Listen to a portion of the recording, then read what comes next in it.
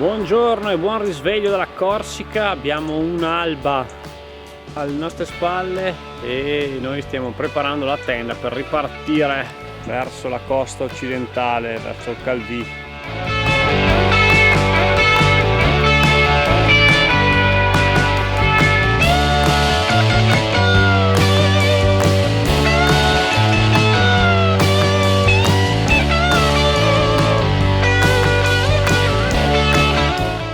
Fortunatamente noi ci stiamo dirigendo verso la costa perché all'interno le montagne sono tutte innevate.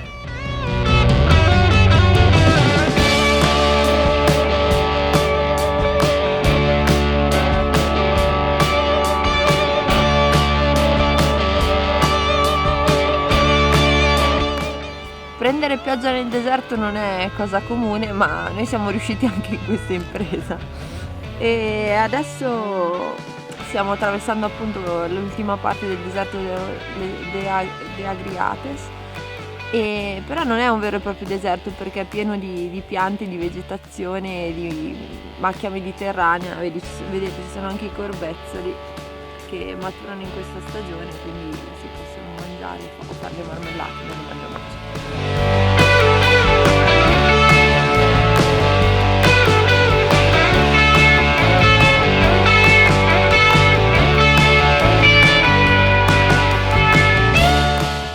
Questo è il deserto dell'Agriate e in corso qua c'è scritto che siamo proprio in da natura cu paesaggi di cullette scugliose, vallicelle fresche, fiumi di poca durata, padule e macchioni mediterranei. Questo è corso, io l'ho capito praticamente tutto.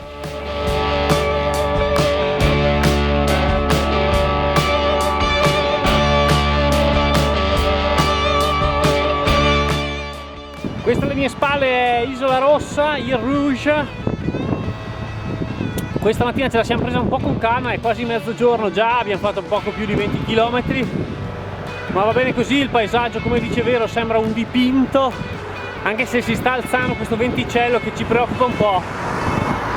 Nei prossimi giorni sono previste raffiche a 80 km/h, quindi cerchiamo di correre il più possibile sulla costa, anche se non ci sfuggiremo. Certo che quando la spiga è cieca, vabbè, a parte gli scherzi, La spiga ci vede benissimo. La spiga ci vede benissimo, come dice Vero. E infatti abbiamo incontrato un passaggio a livello in mezzo alla strada. Ci saranno 2 treni al giorno probabilmente che passano di qua e noi l'abbiamo preso e quindi ci tocca aspettare il passaggio a livello. È una buona scusa per riposare visto che eravamo in salita.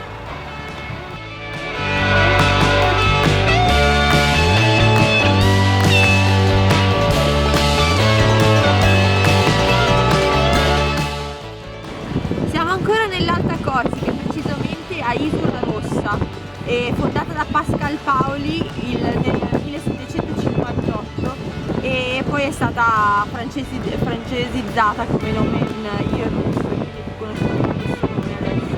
Questa è la parte più spettacolare del paese, che ha 3.000 abitanti e si chiama Isola di Piedra.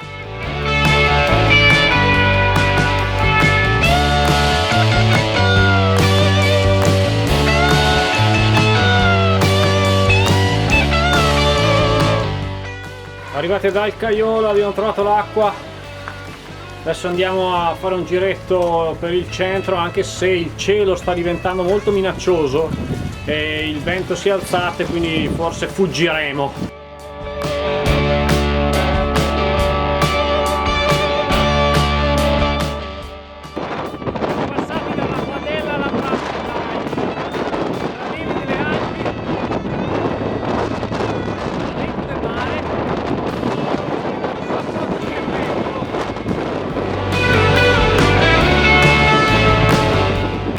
All'orizzonte sotto delle nubi minacciose c'è Calvi o Calvi, noi siamo a Lumio e abbiamo finito la salita, adesso scenderemo ma il vento tira forte e quindi dovremo stare attenti anche in discesa.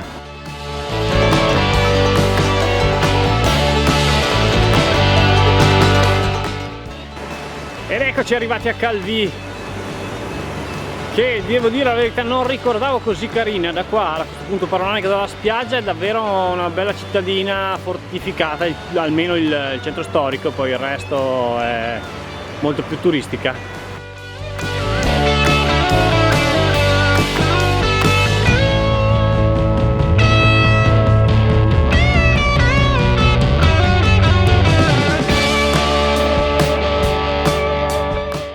Dopo Calvi abbiamo preso la strada costiera verso Galleria e qua ci sono tante possibilità per trovare da dormire, almeno speriamo. C'è per esempio il faro di Capo di Porto Vecchio che a me ispira parecchio, a Leo un po' meno, però vedremo.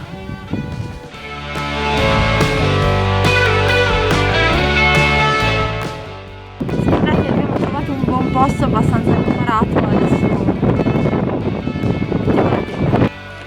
Qua è il buio più totale, siamo in un posto ben riparato, appena dietro però un magnifico panorama sul molo, sul faro di Calvi. Upecurino è ancora chiuso ma già si sente.